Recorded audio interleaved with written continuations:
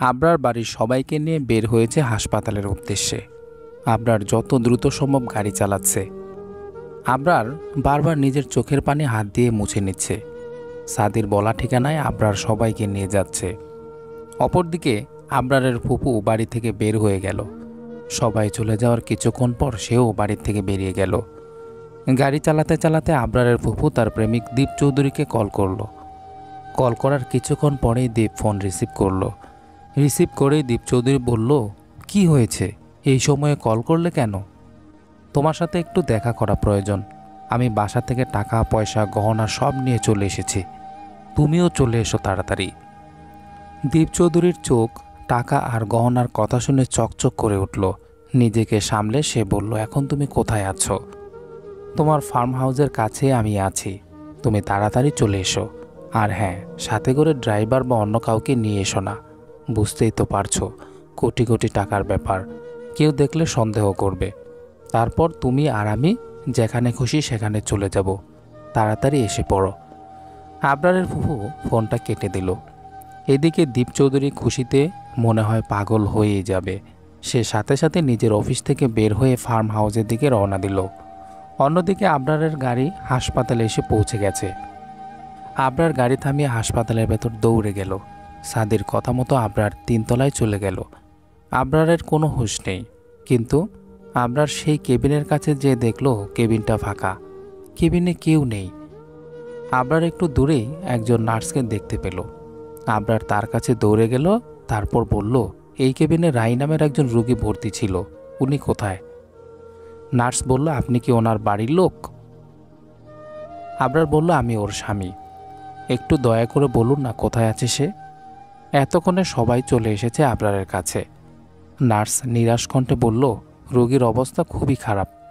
জ্ঞান ফেরার পর থেকে শুধু সাদি নামের কাউকে খুঁজে যাচ্ছে রোগীটা, কিন্তু অবস্থা খারাপ হওয়ার কারণে আমরা তাকে স্পেশাল কেবিনে পাঠিয়ে দিয়েছি। আপনারা আমার সাথে আসুন। নার্স কিছুক্ষণ পর সবাইকে নিয়ে গেল। কেবিনের ভেতরে ঢোকা নিষেধ, তাই নার্স গিয়ে ডাক্তারকে খবর দিল যে সাদি এসেছে। সাথে সাথে কেবিনের ভেতর থেকে সিনিয়র ডক্টর বের হলেন। তারপর বললেন, আপনাদের মধ্যে সাদিকে, রোগী তাকে দেখতে চাইছে, আপনি তাড়াতাড়ি যান। সাদি দেরি করল না, ভেতরে প্রবেশ করল। একটু দূরে একটা স্বচ্ছ বিছানায় রাই শুয়ে আছে। সাদিকে দেখে তার মুখে যেন হাসি ফুটল। সাদি কাঁদছে। সাদি রায়ের মাথায় হাত বুলিয়ে দিল, তারপর বলল, আমায় এত কেন খুঁজছিলে রে বোন? আমি তোর কে হই? সাদি ভাই, এভাবে বলো না, তুমি আমার মায়ের পেটের ভাই না হলেও তার থেকেও অনেক বেশি। এত দেরি কেন করলে আসতে? আর একটু দেরি করে এলে হয়তো আমাকে আর পেতেই না। তোমার কি হয়েছে? তোমাকে কি কেউ মেরেছে ভাইয়া? আমার কথা বাদ দে, আগে বল তুই কেমন বোধ করছিস। আমার কথা ছাড়ো, আমার একটা কথা রাখবে ভাই? ধরে নাও শেষ ইচ্ছে, প্লিজ। একদম আজে বাজে কথা বলবি না বলে দিলাম। তোর যা চাই সব আমি এনে দেব। বলে ফেল, কি চাই তোর? একবার আবরারকে আসতে বলবে, তাকে বড্ড দেখতে ইচ্ছে করছে আমার। তাকে একবার ফোন করে আসতে বলো না সাদি ভাইয়া। আমার হয়তো আর বেশি সময় নেই। তার কাছে যে আমার অনেক কিছু চাওয়ার আছে, অনেক পাওনা মেটানোর আছে। প্লিজ সাদি ভাইয়া, তাকে একবার এখানে আসতে বলো। আর এখন বাইরে আছে, আমি ওর কাছেই গিয়েছিলাম। আমি ওকে পাঠিয়ে দিচ্ছি তোর কাছে। রায়ের চোখে জল চলে এলো। লোকটা তার সব কথা বোঝে। সাদি বাইরে চলে গেল। তারপর আবরারকে দেখে বলল, ভেতরে যা আবরার, রায় শেষবারের মতো তোকেই দেখতে চাচ্ছে। দেরি করিস না একদম, তাড়াতাড়ি চলে যা। আবরার আর 1 সেকেন্ডও দেরি করল না, কেবিনের মধ্যে ঢুকে গেল। আবরারকে দেখে বাকি সব নার্স আর ডাক্তাররা বেরিয়ে গেল। আবরারের পা কাঁপছে, তার চোখ দুটো ঝাপসা হয়ে আসছে। আবরার তো এই রায়কে চেনে না। এই মেয়েটা কি কয়েকদিন আগেও তার সব কাজ করত? না, এটা তার রায় হতেই পারে না। তার রায়ের একই অবস্থা। আবরার একদিনে রায়ের দিকে তাকিয়ে আছে। আবরারকে এভাবে দাঁড়িয়ে থাকতে দেখে রায় বলল, কি ব্যাপার দাঁড়িয়ে আছেন যে? আমার কাছে আসবেন না? একটু আসুন না আমার কাছে, খুব বেশিক্ষণ কষ্ট দেব না আপনাকে। আবরার দৌড়ে রায়ের কাছে চলে গেল। তারপর জাপটে জড়িয়ে ধরল। আবরার হাউমাউ করে কাঁদতে কাঁদতে বলল, এত বড় একটা রোগের কথা আমাকে তুমি কেন বললে না? আমি কি এতটাই অপদার্থ যে চিকিৎসা করাতাম না? এত রাগ আমার উপর তোমার যে সব লুকিয়ে গেলে? আমি এখন কি নিয়ে বাঁচব? তুমি এটা কেন করলে রাই? আপনি এভাবে কাঁদবেন না দয়া করে। আপনার কষ্ট দেখলে আমার বড্ড কষ্ট হয় আবরার। আমি আপনার কান্না সইতে পারি না।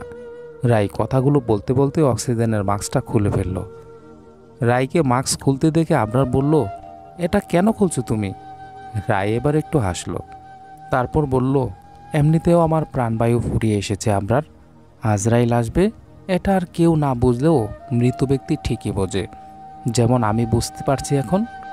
আজ আমি যা দেখব, যা বলবো, আপনি ঠিক তাই করবেন। কথা দিন আবরার, সারা জীবন তোমার কথাই শুনবো। তুমি শুধু আদেশ করে যেও। সারা জীবন কথাটা আমার জন্য মানায় না আবরার। আপনার মনে আছে আপনি আমায় একদিন বলেছিলেন আপনাকে সেবা করার বিনিময়ে আমার কি চাই? আজকে আমি তার বিনিময়ে চাইব, দিবেন আমাকে? তুমি শুধু বলে যাও, আবরার বলল।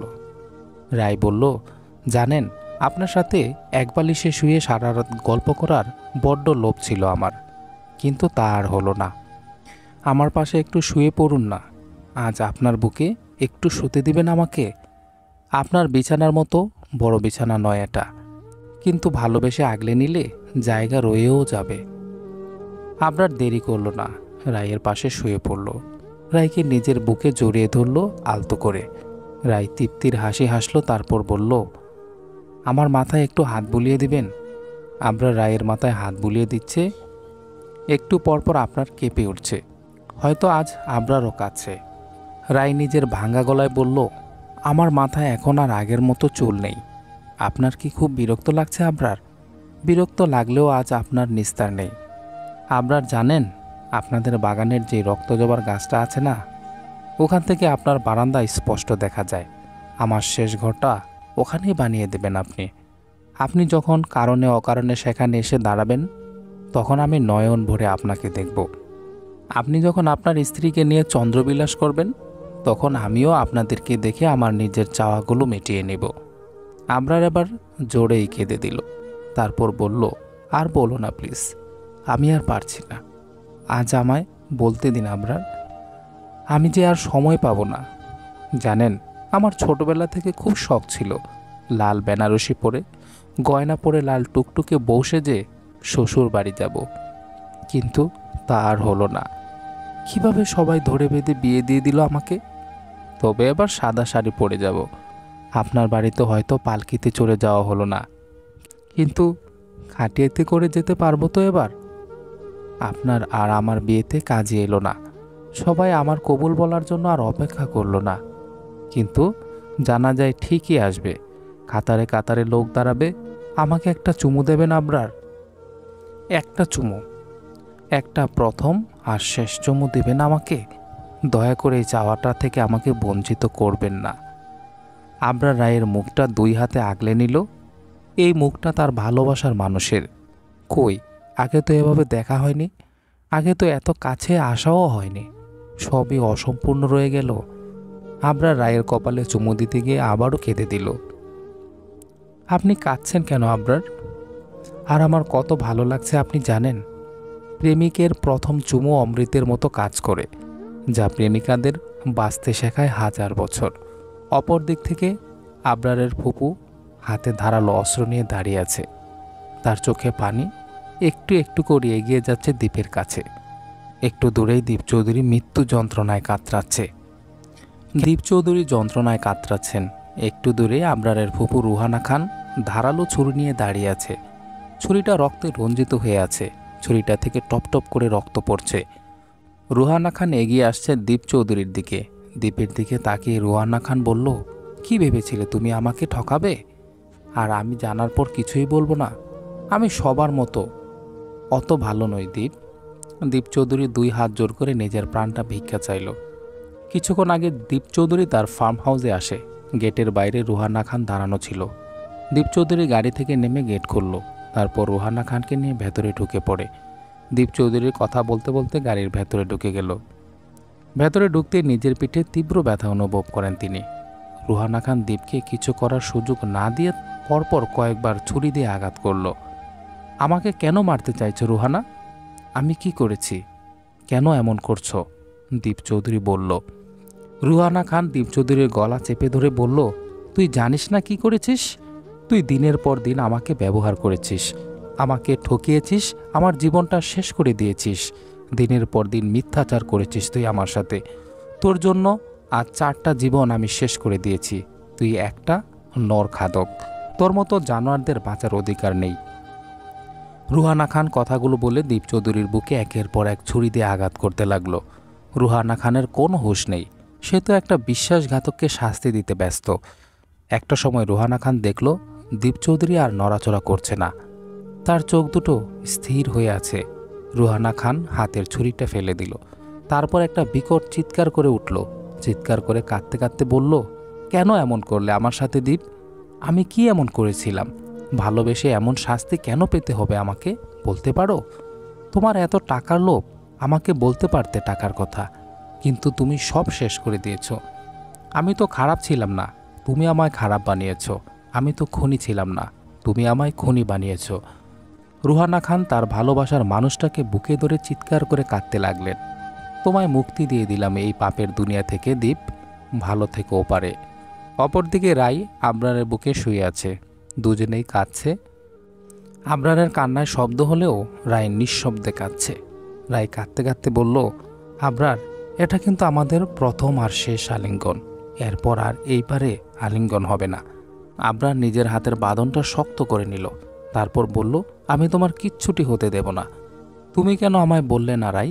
এতটা অমানুষ আমাকে কিভাবে ভাবলে তুমি? রাই মুচকি এসে বলল, তোমায় হৃদ মাজারে রাখবো, ছেড়ে দেব না। তোমায় বক্ষ মাজারে রাখবো, ছেড়ে দেব না। ওরে, ছেড়ে দিলে সোনার গৌর আর পাবো না। খ্যাপা, ছেড়ে দিলে সোনার গৌর আর পাবে না। না না না, আমি তোমায় ছেড়ে দেব না। রাই কথাগুলো বলে থামল। তারপর বলল, আমায় কিছু সময়ের জন্য নিজের সাথে মিশিয়ে নিন আবরার, কারণ তারপর আর সুযোগ পাবেন না আপনি। আমি আর আমার ভালোবাসা তারপর মাটির তলায় বন্দী হয়ে যাব। জানেন আবরার, আপনার থেকে আমার আরও একটা শেষ আবদার আছে। আপনার মনে আছে আমাকে দেওয়া আপনার প্রথম উপহারের কথা? ওই শাড়ি গহনা যদি আপনি আপনার দ্বিতীয় বউকে দেন, তাহলে আমি বড্ড কষ্ট পাবো আবরার। ওইগুলো যেন ওভাবেই থাকে, কারণ আপনার প্রথম সব জিনিসে আমার অধিকার। আপনার প্রথম চুমু আর আলিঙ্গনের মালিকও আমি। তবে একটাই দুঃখ, আপনার প্রথম সন্তানের মা হতে পারলাম না। জানেন, আপনার গাড়ি দুর্ঘটনায় যত কষ্ট পেয়েছি তার থেকেও বেশি তৃপ্তি পেয়েছি। কেন জানেন আবরার? আমি সবসময় আপনার সাথে থাকতে পেরেছি, আপনাকে ছুঁতে পেরেছি। রায় একটু থেমে আবারও বলল, আবরার, দয়া করে আমার শেষ বিদায়ের সাজটায় যেন কোনো কমতি না থাকে। মনের মতো বউ তো আর সাজা হলো না, কিন্তু কাফনের সাদা সাজে যেন কমতি না থাকে। অনেক দিন বাঁচার ইচ্ছে ছিল, কিন্তু মরণবেদী রোগটা সব শেষ করে দিল। আমার লাশটা বেশিক্ষণ মাটির ওপরে রাখবেন না আবরার। আমার লাশটা সহ্য করতে পারবে না। এক জীবনে কত আঘাত নেওয়া যায় বলুন তো? মায়ের মৃত্যু, বাবার অবহেলা, সৎ মায়ের অত্যাচার, মিথ্যা অপবাদ, আপনজনদের ভুল বোঝা, স্বামীর অবহেলা, আর শেষে এই মরণ যন্ত্রণা। আমার বদ্ধ চোখের কষ্টগুলো চাপা দেওয়াই থাক। আপনার জন্য ওই পারে অপেক্ষায় থাকবো। জানি না এবারের অপেক্ষাটা কতটা দীর্ঘ হবে, তবে দেখা হবে জান্নাতের বাগিচায়। আপনার আলিঙ্গনের অপেক্ষায় থাকবো সেখানে। সময় হলে না হয় চলে আসবেন। এই দুনিয়া আপনাকে পাওয়া হলো না, কিন্তু ওই দুনিয়ায় আমার খোদা আপনাকে ফিরিয়ে দেবেন। রায়ের নিঃশ্বাস ভারী হয়ে গেল। রায় আর কথা বলতে পারছে না। রায়ের গলা বন্ধ হয়ে গেছে। রায় অনেক কষ্ট করে বলল, আমার বক্ষ পিঞ্জিরার পাখিটা যাওয়ার সময় হয়ে গেছে আবরার। বিদায় নিচ্ছি। আপনার নতুন জীবনের শুভকামনা রইল। আবরার চিৎকার করে উঠল, এই রাই, না না রাই, এমন করিস না আমার সাথে। এই ডাক্তার, আমার রাইকে দেখো না, আমার রাই কথা বলছে না। আবরার রাইকে বুকে জড়িয়ে ধরে চিৎকার করতে লাগলো, এ আল্লাহ, আমার সাথে এমন কেন করলে তুমি? আল্লাহ, আমি সহ্য করতে পারবো না। এই রাই, এই কথা বলছো না কেন? এই রাই, কথা বলো। রায়ের হাত পা কাঁপছে। ডাক্তাররা দৌড়ে এসেছে। রায়ের চোখ উল্টে গেছে। নাক মুখ থেকে সাদা ফেনার সাথে বেরিয়ে এলো রক্তধারা। আবরার রায়কে বুকের সাথে চেপে ধরল। আমাকে এভাবে শাস্তি দিস না তুই। তুই যা বলবি সব সহ্য করব।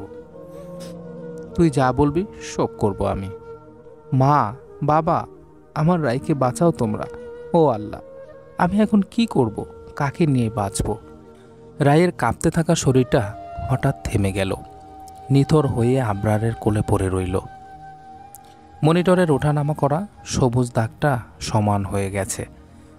ডাক্তার রায়ের হাতের কবজি ধরে পালস চেক করলেন। তারপর রায়ের নিশ্চুপ চোখ দুটো বন্ধ করে দিলেন। চোখের কোণ বেয়ে 2 ফোঁটা জল গড়িয়ে পড়ল রায়ের। আবরার উঠে ডাক্তারের কাছে গেল। তারপর বলল, এই ডাক্তার, তুই আমার রায়ের চিকিৎসা না করে দাঁড়িয়ে আছিস কেন? তোদের মনিটর থেমে আছে কেন? এই, আমার রায়কে বাঁচা না তোরা। আবরার কান্নায় ভেঙে পড়ল। ডাক্তারের পা জড়িয়ে ধরে ফ্লোরে বসে পড়ল আবরার। রায় মারা গেছে। আবরার পাগলের মতো বিলাপ করছে। হাসপাতালের ডাক্তারদের কাছে যাচ্ছে আর বলছে, এই ডাক্তার ভাই, আমার বউটাকে বাঁচিয়ে দে না। আমার সব টাকা নিয়ে নে তোরা, আমার কিচ্ছু লাগবে না, তোরা নিয়ে যা সব, শুধু আমার বউটাকে বাঁচিয়ে দে। তোদের পায়ে পড়ি আমি, কিছু একটা কর ভাই তোরা। কেউ কোনো কথা বলছে না। আবরার তার বাবার কাছে দৌড়ে গেল। বাবা, ও বাবা, তুমি তো সব পারো, আমার রায়কে একটু কথা বলতে বলো না বাবা। আমি আর পারছি না। ও বাবা, আমি রায়কে নিয়ে চলে যাব অনেক দূরে, আর ফিরে আসবো না কখনো। কোনো টাকা আমার লাগবে না, শুধু ওকে কথা বলতে বলো না। আফজাল খান ছেলের গালে হাত বুলিয়ে বললেন, রায় আর আমাদের মাঝে নেই বাবা। টাকা দিয়ে মানুষকে বাঁচানো যায় না। তোমরা কেউ আমার আপন নও, সবাই আমার শত্রু তোমরা। আমার কাউকে লাগবে না। আবরার চিৎকার করে কথাগুলো বলতে বলতে রায়ের কাছে গেল। তারপর বলল, তোকে আর কি বলবো? তুইও তো আমাকে বুঝলি না। সবার মতো তুইও দিনের পর দিন সব কিছু আমার কাছে লুকিয়ে গেলি। এই, কথা বল না আমার সাথে। এই রায়, কথা বল না। আবরার চিৎকার করে কথাগুলো বলতে বলতে কেঁদে দিল। আনিলা বেগম ছেলের কাছে দৌড়ে গেলেন। তারপর বললেন, আবরার, তুমি কি চাও না রায় এখন একটু ভালো থাকুক? যদি তুমি ওকে ভালোবাসো তাহলে এভাবে পাগলামি করো না বাবা। ওকে নিয়ে যেতে হবে তো। আবরার কোনো কথা বলল না। উঠে দাঁড়ালো আবরার। তারপর রায়ের নিথর শরীরটা নিজের কোলে তুলে নিল। রায়ের নিথর শরীরটা আবরার তার বুকের সাথে লেপ্টে রেখেছে। আনিলা বেগম আবরারকে বললেন, এটা কি করছো আবরার? রায়কে লাশবাহী গাড়িতে করে নিয়ে যাব হাসপাতাল থেকে। মরা মানুষকে ওই গাড়িতে ওঠায় মা, কিন্তু আমার রায় তো আমার কাছে মৃত নয়। আমি নিজেই আমার বউকে শেষ ঠিকানায় নিয়ে আসব। আবরার হেঁটে চলল হাসপাতালের বাইরে। কেউ আবরারকে বাধা দিল না। আবরার রায়কে নিয়ে গাড়িতে বসলো। তারপর গাড়ি চালাতে শুরু করলো। আবরার নিজের স্ত্রীকে আলতো করে জড়িয়ে আছে।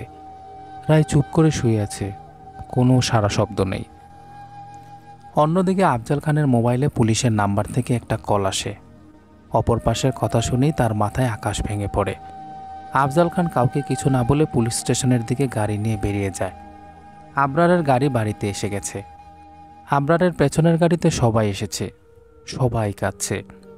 আফজাল খান নিজের বোনের সামনে বসে আছে, তার চোখেও পানি। রুহানা খান মাথা নিচু করে বলল, আমাকে পারলে মাফ করে দিও। আর দীপকে আমি তার পাপের শাস্তি দিয়েছি, আর তাকে ভালোবেসে আমি যেই ভুল করেছি তার শাস্তি এখন আমি ভোগ করব। রায়ের কাছে আর মাফ চাইতে পারলাম না, সেজন্য আমায় মাফ না করে। আমি সেটার যোগ্য নই। রায় আর বেঁচে নেই রুহানা, আফজাল খান বললেন। রুহানা খানের চোখ থেকে এক ফোঁটা জল গড়িয়ে পড়ল। তিনি বললেন, আমার এই অভিশপ্ত জীবন থেকে আর মুক্তি হবে না ভাইয়া। ওই মেয়েটার দীর্ঘ নিঃশ্বাস আমার পরকালও শেষ করে দেবে। তুমি আমার মতো একটা জঘন্য মেয়ের জন্য নিজের সময় নষ্ট করো না। রায়ের কাছে যাও, বাবার মতো তার শেষ কাজগুলো করে যাও। আর আমাকে এখান থেকে বের করার চেষ্টা করো না কখনো। অপরদিকে রায়ের শেষ গোসল হয়ে গেছে। একটু পরেই জানাজা। রায়ের মা, বাবা, মামিও এসেছে। তারাও কান্নায় ভেঙে পড়েছে। সবাই রায়কে শেষবারের মতো একবার দেখে নিল। রায়ের জানাজা শেষ হলো। তারপর তাকে মাটির ঘরে রেখে দেওয়া হলো। সাদি নিজের হাতে সব কাজগুলো করেছে। রায়কে 3.5 হাত মাটির নিচে আপন করে রেখে দেওয়া হলো। সেখান থেকে কেউ চাইলেও আর ফিরতে পারে না। আমরা শুধু বাগানের এক কোনায় বসে সব দেখছিল। একটা পাথরের মতো বসে আছে সে। তার কোনো হেলদুল নেই, শুধু তাকিয়ে আছে রক্তজবা গাছটার নিচের কবরটার দিকে। একে একে খানবাড়ির খালি হয়ে যাচ্ছে, শুধু আত্মীয় স্বজনেরা আছে। রুহানা খানের ব্যাপারটা সবাই অলরেডি জেনে গেছে, কিন্তু যাবে না তার কাছে। বাড়িতে এখনও কান্নার রোল। সন্ধ্যা হয়ে রাতের আধার নেমে এলো। আবরার এক পলক কবরটার দিকে তাকালো, তারপর উঠে দাঁড়ালো। আবরার ভারির ভেতর ঢুকলো। তার পুরো শরীরে ধুলোবালি মাখা। আবরার কারো সাথে কোনো কথা না বলে ঘরের ভেতর ঢুকলো।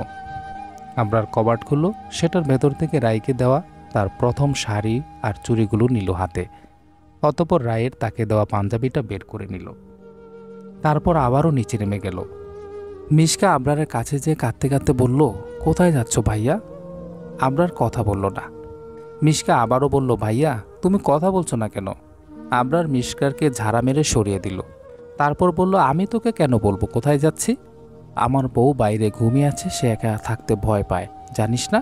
তার কাছে যাচ্ছি। একদম আমাকে জ্বালাবি না, সর সামনে থেকে। আবরারের আচরণ অস্বাভাবিক। সে স্বাভাবিকভাবে কথাগুলো বলেনি। রায়কে আবরার সত্যিই ভালোবাসত, কিন্তু তা আর প্রকাশ করতে পারল না। আবরার রায়ের কবরের কাছে বসে আছে। আবরার রায়ের মাথার দিকটায় বসে বলল, এখন খুব শান্তিতে আছো তাই না? আজ তোমাকে ঘুমোতে দিতে ইচ্ছে করছে না। দেখেছ আজ আকাশে কত বড় চাঁদ উঠেছে, কত আলো চারিদিকে। কিন্তু দেখো, আমার আকাশের চাঁদটা মাটির তলায় শুয়ে আছে। কোনো আলো নেই আমার দুনিয়ায়। আবরার নিজের পাঞ্জাবির পকেট থেকে শুকনো বনফুল বের করলো। তারপর বলল, দেখেছ তোমার দেওয়া বনফুলগুলো এখনও আছে, কিন্তু তুমি আর নেই। তোমার শাড়ির বাজে এখনও তোমার ঘ্রাণ মেলে, কিন্তু তুমি নেই। আমার ভালোবাসা আজ মাটির তলায় বন্দি। আবরার আকাশের দিকে তাকিয়ে বলল, আল্লাহ, আমার বড্ড কষ্ট হচ্ছে। তুমি তো অন্তরের সব কিছু জানো। আমাকে একটু শান্তি দাও খোদা। আবরারের দুই চোখ থেকে দুই ফোঁটা পানি গড়িয়ে পড়ল। চোখের পানি গাল বেয়ে গলা পর্যন্ত অতিক্রম করেছে। রাত 1টা বাজে। আবরার এখনও কবরের পাশে বসে আছে। অনেকে তাকে নিতে এসেছে, কিন্তু সে যায়নি। তার রায় নাকি ভয় পাবে এখানে একা একা থাকতে, তাই বাধ্য হয়ে সবাই ফিরে গেল। আবরার রায়ের ডান দিকে শুয়ে পড়ল। বুকের মধ্যে রায়ের শাড়িটা চেপে ধরল। আবরার রায়ের কবরের দিকে একধ্যানে তাকিয়ে রইল। রাতের অন্ধকার আবরারের নিঃশব্দ কান্নার চোখের পানি আড়াল করল। সকাল 9টা বাজে। খানবাড়িতে আজ আবারও মানুষের ভিড় জমেছে। তবে আজ কেউ রায়ের জন্য আসেনি। সবাই খানবাড়ির বড় ছেলে আবরার খান জয়কে শেষবারের মতো দেখতে এসেছে। বাড়ির সামনে একটা খাটিয়াতে আবরারের লাশটা সাদা কাপড় দিয়ে ঢাকা। একটু আগেই তাকে ডাক্তার মৃত ঘোষণা করেছে। সকাল 5টার দিকে মিশকা আর আফজাল খান আবরারকে নিতে আসে। অনেক ডাকার পরেও আবরার ওঠে না। অনেক চেষ্টা করেও আবরারকে কেউ ওঠাতে পারেনি। অবশেষে আফজাল খান বাড়িতে ডাক্তার ডাকে। ডাক্তার তাকে মৃত ঘোষণা করে দেয়। ডাক্তারের ভাষ্যমতে আপনজনকে হারানোর কষ্ট সইতে না পেরে কাল রাতেই হার্ট অ্যাটাক করেছে সে, যার ফলে মৃত্যু হয়েছে তার। একটু পরেই হয়তো আবরারের গোসল, তারপর জানাজা হবে। তাকেও রায়ের পাশেই কবর দেওয়া হবে। রায়ের পাশেই কবর খোঁড়া হচ্ছে। সবাই কাঁদছে। নিজের প্রাণপ্রিয় বন্ধুকে ধরে সাদি কাঁদছে। চারিদিকে আজ হাহাকার। কোথাও কেউ ভালো নেই। শ্রাবণ আধারে সব ঢেকে গেছে। কিছু ভালোবাসা মাটির তলায় চাপা পড়ে যায়। কিছু ভালোবাসা মিলনের অপেক্ষায় রয়ে যায়। কিছু ভালোবাসা অপ্রকাশিত রয়ে যায়। কিছু ভালো আর্তনাদ করে অপর মানুষটাকে আবারও দেখার। কিছু ভালোবাসা আর্তনাদ করে আবারও ফিরে আসার। কিছু ভালোবাসা হারিয়ে যায় কালের বিবর্তনের ধাঁধায়। তবুও ভালোবাসাকে ভালোবাসি। সমাপ্ত। শ্রোতা বন্ধুরা, গল্পটি শুনে কেমন লাগলো অবশ্যই কমেন্টে জানিয়ে দিতে ভুলবেন না। আর যারা চ্যানেলের নতুন দর্শক অবশ্যই চ্যানেলটি সাবস্ক্রাইব করে আমাদের পাশে থাকবেন। ধন্যবাদ সবাইকে।